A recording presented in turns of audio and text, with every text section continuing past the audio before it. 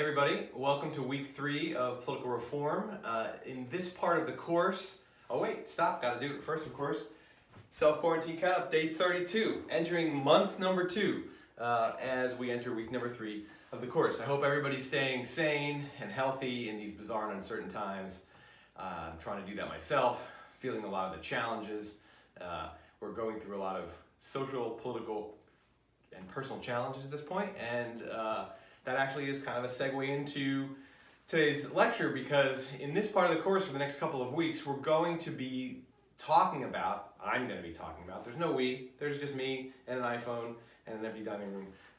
But I'm going to be talking about, and you're going to be reflecting on and reading about some proposals to make changes to our political system. And what I want to do is I want to walk through, specifically today, I want to be very systematic about it, but I want to walk through each of these proposals and imagine them as political reform efforts that are actually being undertaken, or that could be undertaken, or that will be undertaken. Today's class is imagining a proportionally elected Oregon legislature. We're going to do more than imagine it, right? Imagining is just saying, well, what if the future looked like that, right? We're going to imagine not just it being the case, but we're going to imagine actually getting there. And it's this kind of strategic imagination that we're going to be engaging in over the next couple of weeks. I'm just going to jump right in. I have the few things on the board already. I have a piece of chalk here. I'm not going to use much chalk today, but when you are engaging in political reform, when you want to get from here to there, right? There's something that's happening, and you are dissatisfied with it for particular reasons, and that it doesn't match sort of what your ideas in democratic theory tell you that the democratic system should be like, or would be better to be, and you have a critique of the process or the institutions or the rules, whatever it happens to be, and you come up with an idea that would reshape the political system. You have to get there, right? Otherwise it's just sitting around drinks or coffee and talking about a better world and never moving towards it. Every proposal we're going to look at has, in my view, some kind of genuine, authentic pathway to being really done, or I wouldn't be talking about it. We're not doing pie in the sky kind of things. We're not talking about like something that I consider to be completely off the bench, like getting rid of the Electoral College, or writing a new constitution for the United States. Things which are theoretically possible, but they're so pie in the sky. We're going to be looking at things that I consider to be in the realm of the possible, and even though they might be difficult, and I'm going to talk about the different obstacles and the different heights of the hill to climb, but all of these things are sensible potential political reforms, especially when measured against political reforms that have taken place in the United States over the last couple hundred years and over the last 100 years. So the proportionally elected Oregon legislature, that's the proposal. Okay, so what the proposal really is going from a district-based, winner-take-all system to proportional representation. And at this point, I am not going to run through the entirety of what proportional representation looks like, because you should know the basics of how it works. I talked about that type of electoral system last week, and also you should just you had some reading on it. I'm not going to offer a lot of specifics in this proposal because I'm looking more at these two stages. But just know that if we're going to do this, this is the general proposal. And then the question is, well, what are the specifics? Okay, so, and I'm going to leave the details blank for today. But I'll just point out a couple of possible avenues. One is that we actually say, okay, we have 2 houses in the Oregon legislature. And it's a bicameral legislature that has 2 different groups of people with different election cycles and different constituencies. And in order to be able to get a law passed to go to the governor for signature, both of those groups of people have to agree. And that's problematic because a bicameral legislature is already status quo oriented. And then we have a 2-party system that results from the district-based winner-take-all system. And so what we end up getting is one or the other party being in control of either one or both of the houses of the legislature. And that is not, here's the critique. I'm not saying that I believe this, though there's part of me that does. But that is not a good decision-making mechanism for a state in the 21st century that has real problems that need to be solved in a more effective and efficient type of way. So that's the critique.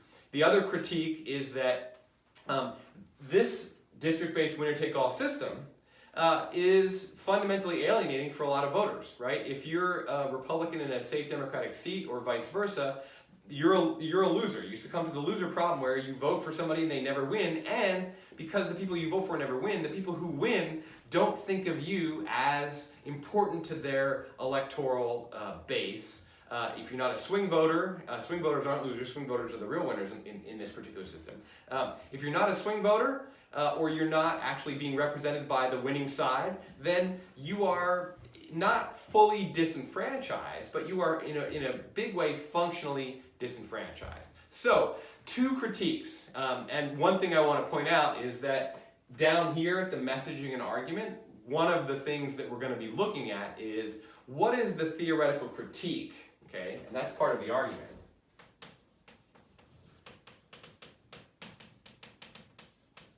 And that actually should come from the proposal, right? Because prior to the proposal is actually the critique. Why are we developing this proposal in the first place? Why am I imagining a proportionally elected Oregon legislature if I'm not dissatisfied with the district-based winner-take-all bicameral legislature? So the critique is, obviously I wasn't as prepared as I would like to have been for class today because I would have thought that as my first bullet point. But the critique has to come prior to the proposal, and then that will actually inform part of our argument. Now, I put messaging/argument. The messaging doesn't necessarily have to be borrowed directly from the argument. Sometimes the best messaging is not to just take the critique that led you to develop this proposal and pass it out to people. There's going to be some processing of what that particular argument might happen to be. So we have our theoretical critique, and then we also might have practical problems.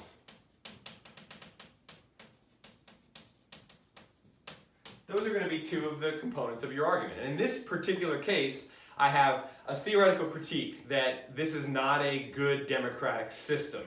It alienates a lot of voters, or it functionally disenfranchises a lot of voters. And then my practical critique is that this bicameral legislature that is dominated in each of the houses by a particular majority party in a two-party system is not a good way to go about making policy in the 21st century policy environment. Now, I would have to make those arguments more detailed and deepen them. I'm not going to do that today. I'll leave that up to you to imagine it. But that's the basic sketch of what the argument would look like: the theoretical critique and the practical problems. Then I'm going to want to have a proposal with details. So there are a number of avenues. One, I could say I want to get rid of the bicameral legislature and have a unicameral legislature that is proportionally elected. Or I could accept that the bicameral legislature, while it is potentially problematic, is going to be less problematic if we, one, elect both chambers proportionally, or two, and I think more sensibly, we elect one of those two chambers proportionally, and we leave the other one district-based winner-take-all system. And that's the one I'm going to discuss. It's not the only one, right? We could go with unicameral legislature fully proportionally elected, bicameral legislature where both chambers are proportionally elected. And the reason why I think that one's less sensible than bicameral with one elected proportionally and the other elected district-based is because I think there are benefits to the district-based winner-take-all system. That people who are elected to represent a place and a particular constituency will think through policy problems differently. Now, if the details are going to be a proportionally elected House and a district-based Senate, and we're going to have 60 seats here and 30 seats here, that's my details. And then there's going to be more details beyond that, but that's my basic sort of just district-based to PR. Here's my more specific version. So I won't go through the next iteration of detail, which is, okay, now we have to actually talk about how we're going to figure out what the district-based Senate's going to look like, what is going to be the threshold, are we going to have, what kind of voting are we going to have, what kind of regulations do we expect for party behavior in a proportionally elected system, who's going to make that decision, is that going to be a separate ballot measure? I'm going to leave all those details, which are necessary, I'm going to leave them off today because I really want to work through this process sort of so you can see the most general basic process and then understand that this process is really only a sketch of what the actual political reform would be. You'll see that it's already going to be complex enough, right? Even with the relatively simplified version of it. So this is what our proposal is. And it comes from the critique, and the critique itself helps provide an argument. Does the argument give us our messaging? Well, it at least gives us a starting point where we can begin thinking, okay, well, here's the reason we want this. Let's start trying out how we're going to message this to the voters. What's the avenue? Well, generally, when you have a specific proposal, you don't choose your avenue. Your avenue gets chosen by the nature of the proposal. Can we choose to go judicial here? No, right? There's nothing in the Oregon or the U.S. Constitution that would make it possible to achieve this reform via some kind of act of judicial review. So that's off the board.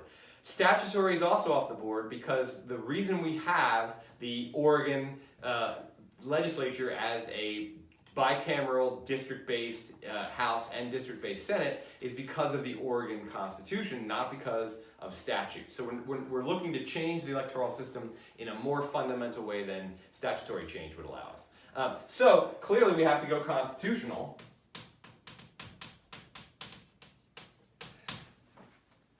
What's great about this proposal compared to, say, proposing this for the U.S. Congress is that our constitutional avenue allows us to open up to a second avenue, or allows us to actually pursue a different avenue than the hardest one, which is direct democracy. Because in Oregon, you can amend the Constitution with a ballot initiative. Now, there are requirements for a constitutional initiative that are different and harder than for a regular ballot initiative. So to make this change is going to be a taller hill to climb than legalizing marijuana in Oregon, at least in terms of the basic process. The percentage of signatures, the difficulties of making sure it survives legal challenges, the single issue requirement. So we can do it. There is a direct democratic constitutional mechanism in the Oregon Constitution. A decent chunk of states have multiple options for amending their constitution, and this is one of them that's available in Oregon, is the direct democratic route. So it's lucky. We're climbing the tallest hill because we're making the most foundational change. But the Oregon Constitution itself is open-ended enough. And this itself is a result of a successful political reform from a little over 100 years ago, when the Oregon system was put in place, when direct democracy was introduced in the United States. First, it was introduced in Oregon. That's why it's called the Oregon system. Be proud of that as Oregonians. If you're not Oregonians, then be proud of us for doing it. Not us, me, because I wasn't around, but us, Oregon, and our political culture. There was a mechanism not just for getting direct democratic changes to the laws, but to the Constitution itself. And because constitutional changes are more foundational and more important, and therefore there ought to be a higher hurdle, there is a slightly taller hill to climb. But luckily, our proposal, the nature of the proposal, gives us the avenue, right? So we have a critique. The critique tells us what our proposal is. The nature of the proposal tells us what avenue is available to us. Sometimes there might be multiple avenues, right? I'm not saying that the proposal will always narrow down to a single avenue, but it often does. And in this case, it narrows down to a single avenue, the constitutional, but our constitutional avenue in Oregon has two pathways, and we can take the easier of the two pathways. So, what do we need? We need to, before we even get started, right, partly the mechanism here is going to be a ballot measure campaign.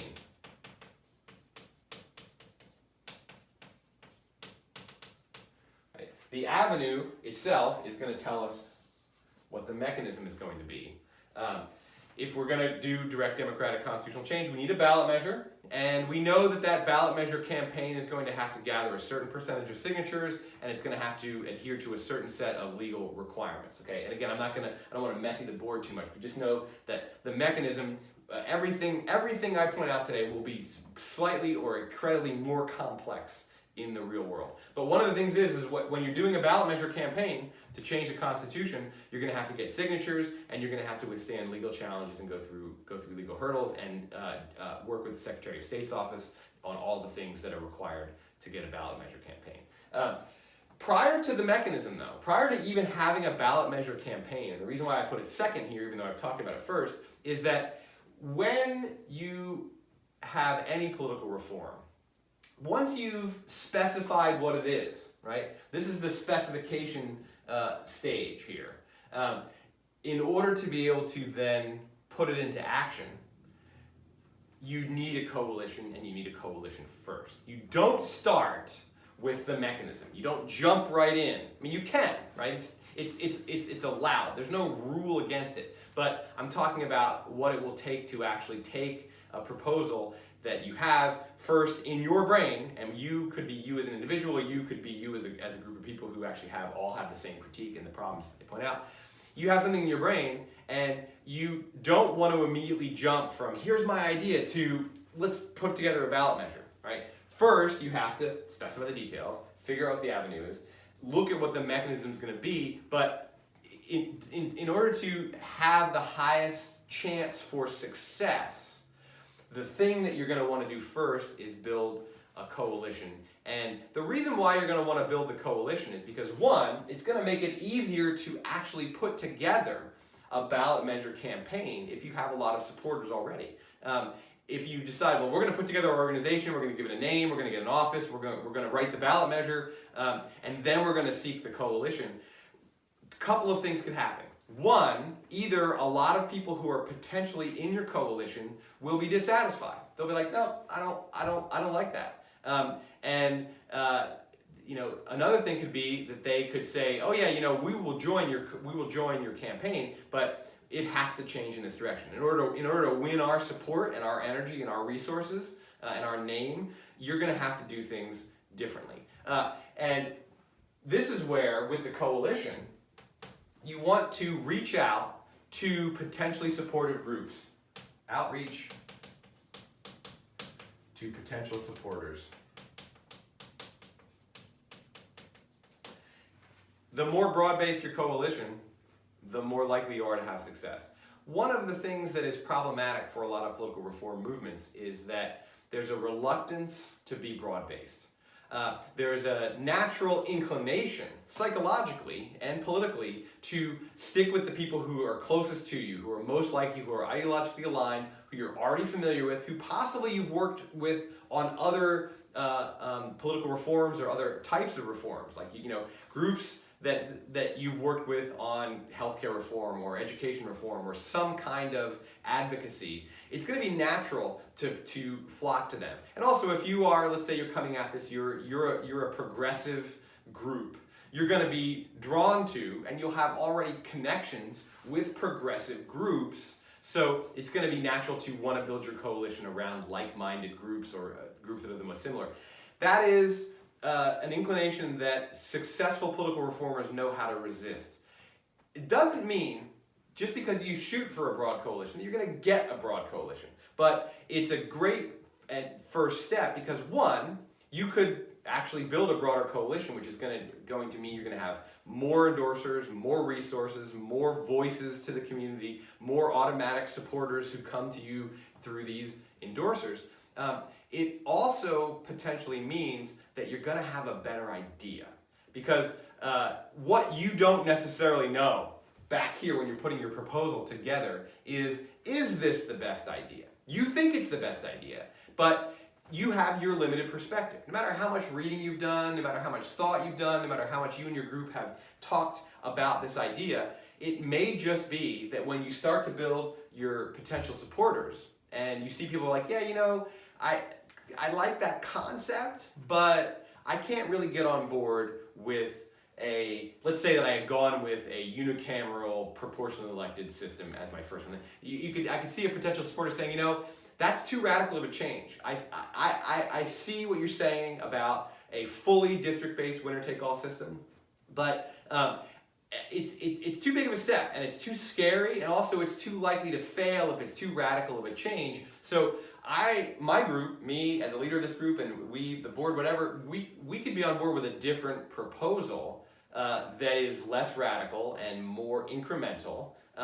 Now, you might say, nope, this is the one we're going with, and this is what we're working towards, and you're either with us or you're against us. That's not very good coalition building, but it's possible. And if you already have a decent base of supporters, and the bigger the base of supporters you have, the more you can say to potential coalition members who are reluctant, like, take it or leave it. This is what it is. You either get on this train or not. We don't really need you. But in general, the most successful reformers are able to actually get more and more people. And what that might mean is changing what your proposal is. So between here and here, right, you could adapt the proposal.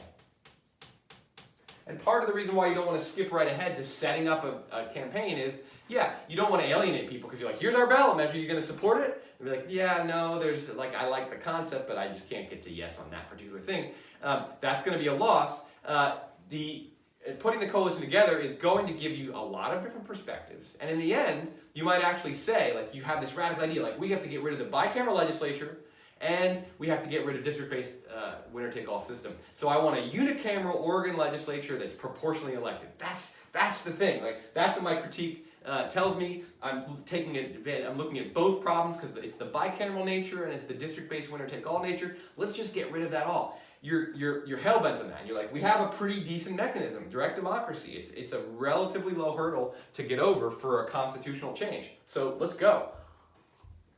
And then you start hearing from potential coalition members that it's too radical, that it's two changes. And also you start hearing from potential coalition members like, yeah, you can't do this with a ballot measure because it's two changes. You're getting rid of the bicameral legislature and you're changing the electoral system. So you could get that sort of more technical perspective as well as a more theoretical perspective, like that's too radical. So you have to be willing. And one of the things is, once you've set up a mechanism psychologically, once you've written a ballot measure, given it a name, gotten a campaign headquarters, got a campaign manager and spokespeople, and started to build some activist energy from within your own base of people, it's going to be very difficult to turn that ship as you hear more input, both sort of organizationally and psychologically. Right? Once you've got a ballot measure written and you've done all the work that goes into doing that, and then you start hearing from these other groups that you really want to put their stamp on your fantastic idea. You want not only their support but their validation, and you start hearing that it's too radical, it's not exactly right, we can't sign on. It can be dispiriting, and it can be problematic because you're like, now we have to go back to the drawing board. We spent all this time and all this energy writing this ballot measure, and you're saying we need to rewrite it? So building the coalition first, adapting the proposal if necessary, before you then put together the actual mechanism. Another reason why you build a coalition first is that the nature of the coalition is going to actually impact what your messaging is going to look like. Obviously, if you adapt your proposal, your argument is going to change, right? So if my original proposal was unicameral legislature, proportionally elected, get rid of the bicameral, get rid of the district-based only system, let's just fix this broken legislative system, and we adapt our proposal to the one I've laid out here, which is bicameral, proportional House, district-based Senate, then obviously our argument is going to change. But let's say I'd started with this, and then I have an argument, and messaging kind of flows from this, which is, let's get to a place where Oregonians' votes aren't wasted. People are voting for candidates that never win, and they're basically being functionally disenfranchised. If that's what our argument is, then that's going to influence our messaging. We start bringing in coalition members, and they're going to start giving us perspectives on what the problem is. They're going to have a different critique that comes from a different angle. Let's say that we bring in, like, the Democratic Socialist Party or the Libertarian Party or the Green Party of Oregon. And the reason why they're excited about this is because they essentially are functionally locked out of getting representation. Part of what is known about a district-based winner-take-all system is that it's a two-party system. It leads to a two-party system. Even if you don't regulate a two-party system, it turns into that. Proportional representation leads to multi-party systems. The Green Party of Oregon, the Libertarian Party of Oregon, the Democratic Socialists of Oregon, the Socialist Party of Oregon, these parties are going to be potential coalition members, even though they're quite different, right? The Green Party and the Libertarian Party do not tend to side on the same things. We're going to build a broad-based coalition, and they have a stake in changing this particular system, and they're going to see things differently, right? So the Green Party might see that, a good argument for people who support us is that this is going to provide more opportunities for sound, proactive policy-making choices, because we're going to have a House that is made up of a group of people that actually represent not just the dominant two parties, and also not just the whichever party has the most districts, in this case right now, in this moment, the Democratic Party. It's going to represent a policy-making process that takes into account a lot of different perspectives, and that's the way to make good policy, is to get buy-in from all the different stakeholders in the entire state. The libertarians might have a different perspective and a different set of messaging. And since our goal is to get the most, first of all, we need a lot of signatures, and then we need to get more votes than the no side. Our goal is to be able to message as effectively to all of the different groups possible. And again, if we don't have a very broad-based coalition, one, we don't have endorsers, we don't have resources, we don't have automatic voters who are like, well, the Libertarian Party says that I should vote for this, I'm not even going to think twice about it, I'm just going to vote for it. It also means that we're going to lack the savvy of messaging in as many different possible ways. Now, as I say this, I'm reminded of one of the challenges of coalition building is not having a muddled message. Because what you want your messaging to be is you want your messaging to be targeted, but also cohesive. You don't necessarily need to talk to libertarians exactly the same way you talk to Greens, the same way you talk to Democratic Socialists, the way you talk to independent moderate voters, but the way that you talk to each of these groups has to fit together. It has to be cohesive. And part of that comes from the strategy that we're going to develop as we build our mechanism. We have to say, okay, we're gonna get a ballot measure campaign, and what is the mechanism going to require? The mechanism is going to require funding. It's going to require expertise, and then that expertise is going to turn into an actual planned strategy that will become what the campaign does, right? So in order to go through the constitutional direct democratic mechanism, you have to have a ballot measure, and the ballot measure has to be written, and the ballot measure has to survive legal challenges. It has to be registered with the Secretary of State. It has to gather the signatures, and it then has to make a successful yes argument to 50% plus one of the voters who vote in that election. That's what it will take to get across the finish line. That is a more complicated endeavor. Now, this is a class on political reform, not a class on campaigning. I am currently teaching a class on campaigning, and one of the things that we're talking about in that class is how to get candidates elected. But another thing we're talking about is how to get ballot measures across the finish line, how to get them started and across the finish line. So if you're not in that class, my recorded lectures for that class and the guest lecture interviews that I have are available to everybody. I'm making them all available to not just through D2L to the students in that class. I will put in the notes for this particular class, I'll put links to the campaign class, because this phase, strategy and execution, is one where this is a professional activity. This is where political reformers, who tend to be visionary thinkers, who tend to be political innovators, they don't always have the professional political skills to do all of these things. You have to have at least, before you get here, this is where the pros really kick in, the professionals are really good at coalition building. You have to yourself be able to do enough coalition building that you can actually then get financial resources And it could be monetary donations, or it could be essentially in-kind financial resources where a group that signs on is like, well, yeah, you know, we have campaign law lawyers in our organization. We will lend them to you, or we will ask them to aid your campaign. That's not a direct financial contribution. That's a kind of an in-kind contribution. So there are a lot of mechanics to doing the strategy and execution that I'm not going to get into in this class because I'm teaching an entire campaign class on it. But just know that political reform, like any other form of reform, has to go through the political system.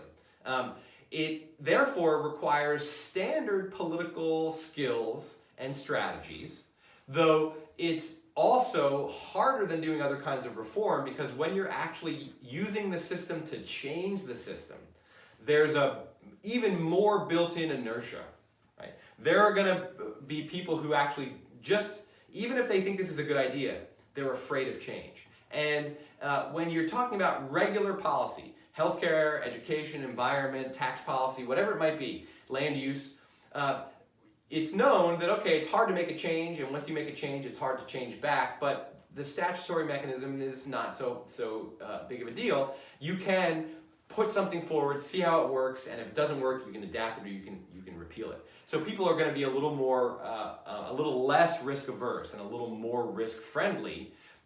When you're talking about political reform, we're talking about a fundamental change, and people who are political professionals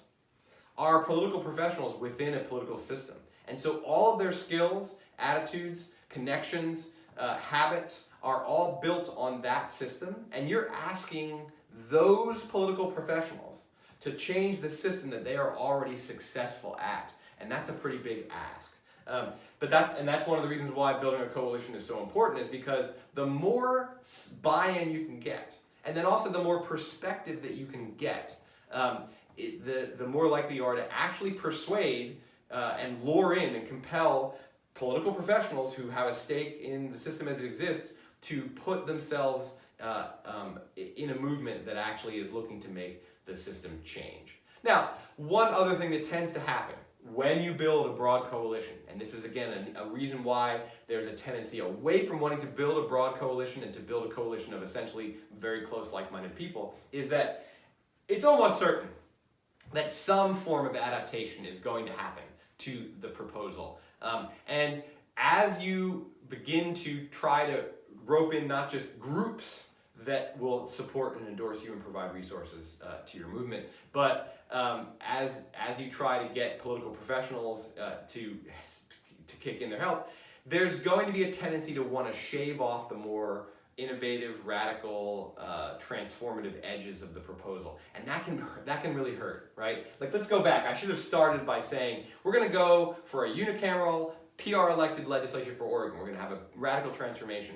Part of the reason why I didn't do that is because I already can foresee why that would be problematic to do. But let's say that this proposal comes from a more sort of radical, burning idealistic perspective than I have at this point in my life. I had that when I was in my 20s, so I know what that feels like. But let's say it came from that point of view.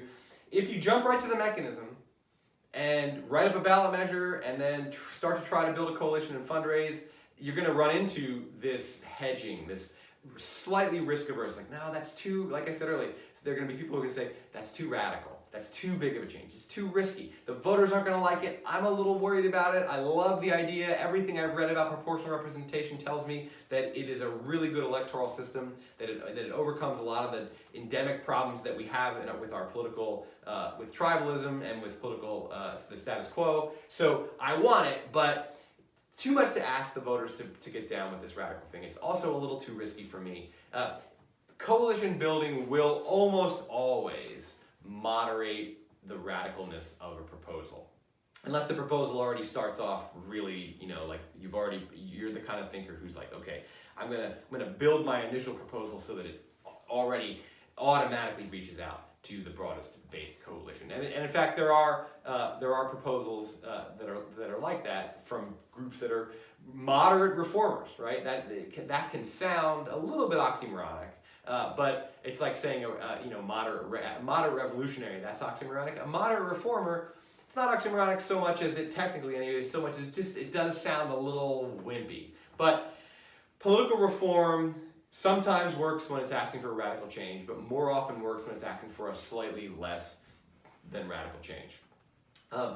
So again, coming back to why it's so important to do this. And then, what is the coalition going to tell us? It's going to actually help us to get a more targeted messaging. Where does the cohesiveness come from?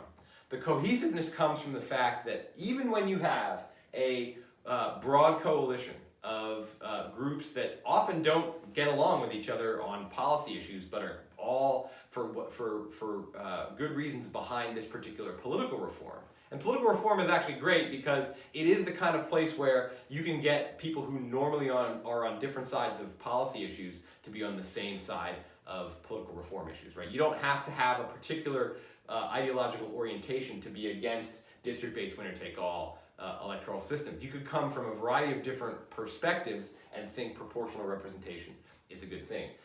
But what you're going to then have to do is you're going to have to get a cohesive message, because even though we have the ability with good research and polling and focus grouping and targeted social media and targeted traditional media to get targeted messages out, you cannot succeed if you just have this kind of hodgepodge, buffet-style, miscellaneous messaging. There has to be a cohesiveness to it, partly so that when somebody who works for your ballot measure campaign goes out and talks to different groups, that they don't have to have, that they're not completely multipolar or bipolar, like, okay, I'm going to talk to the Greens today, and what's the message of the Greens? There has to be a core to that message.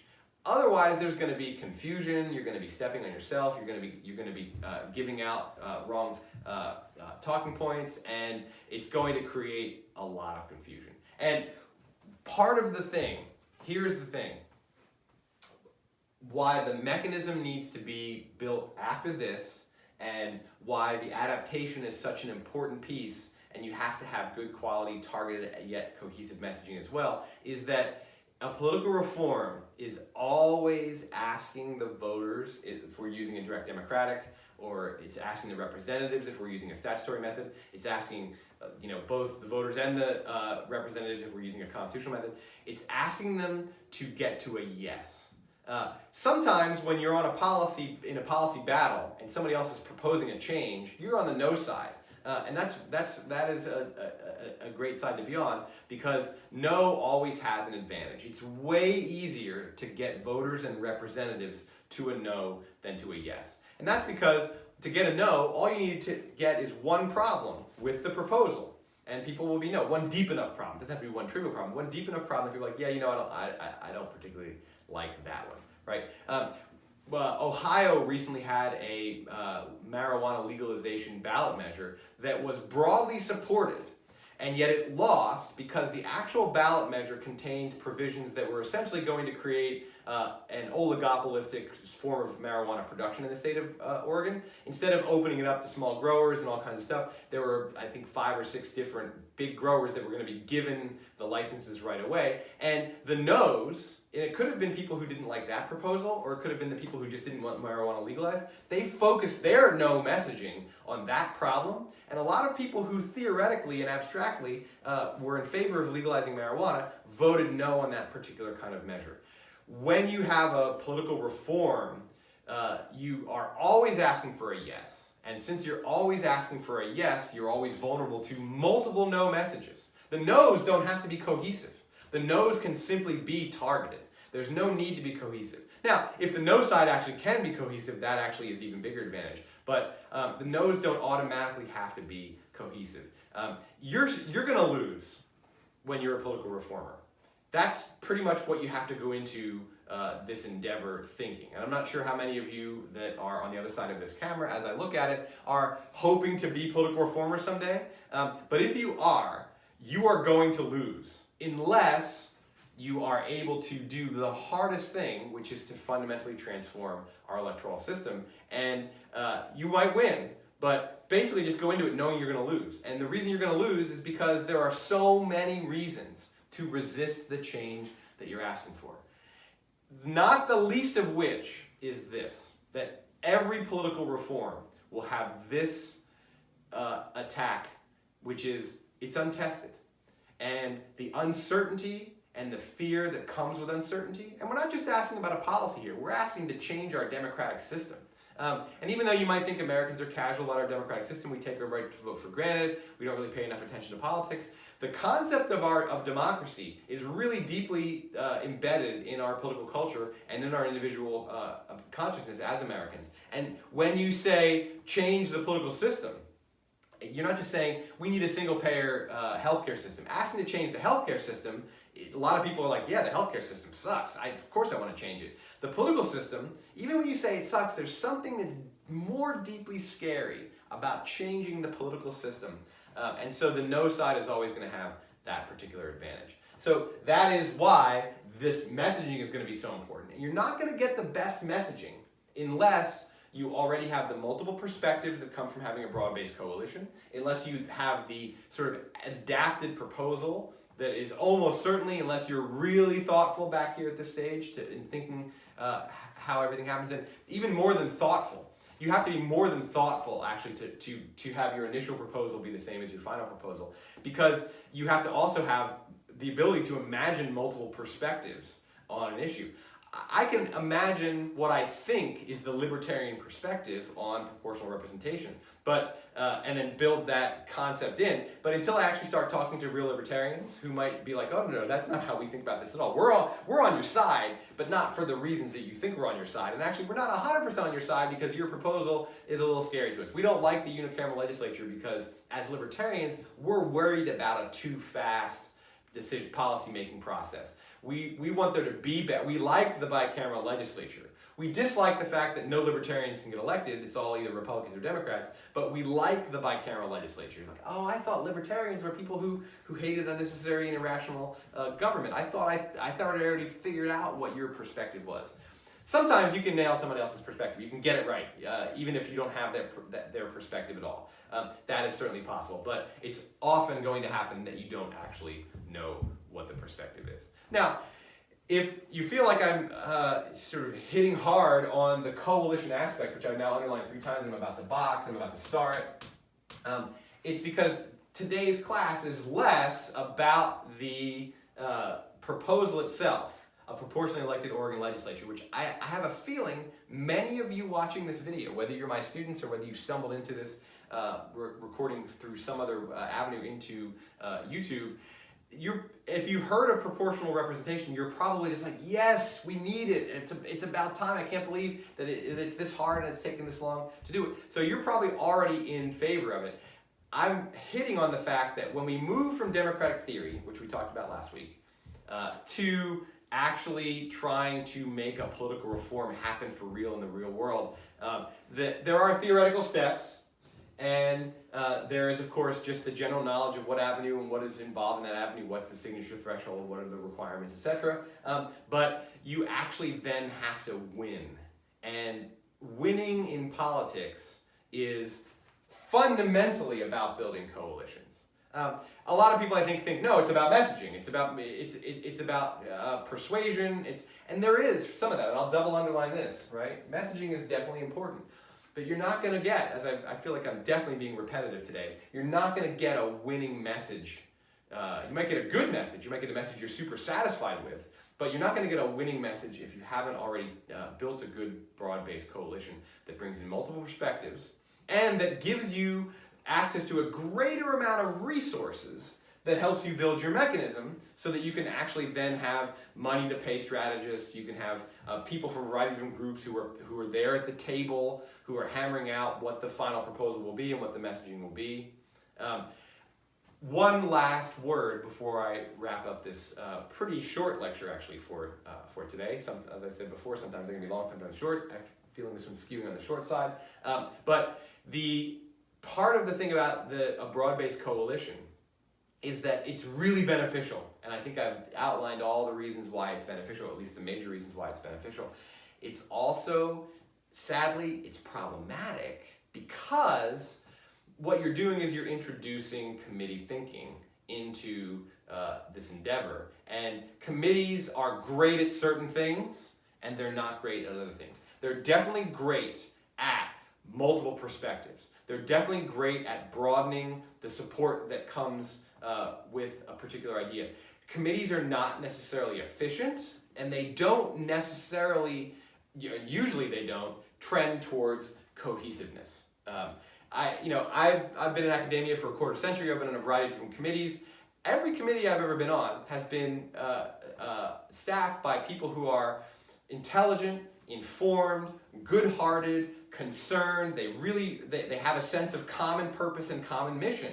And that's actually kind of a best case scenario. I have to say I've been relatively lucky. But there have been committees that are just problematic because people have different perspectives on how to achieve that common mission, or they have different incommensurate ideas on what they think is the best thing, or because they have different perspectives, which is a strength, that also means that it's hard to get to that cohesiveness. Like, you know what, I just don't like that we're going to be arguing that this is going to break the lock of the two-party systems, because I just don't like the fact that we're taking aim at the Democratic and Republican parties.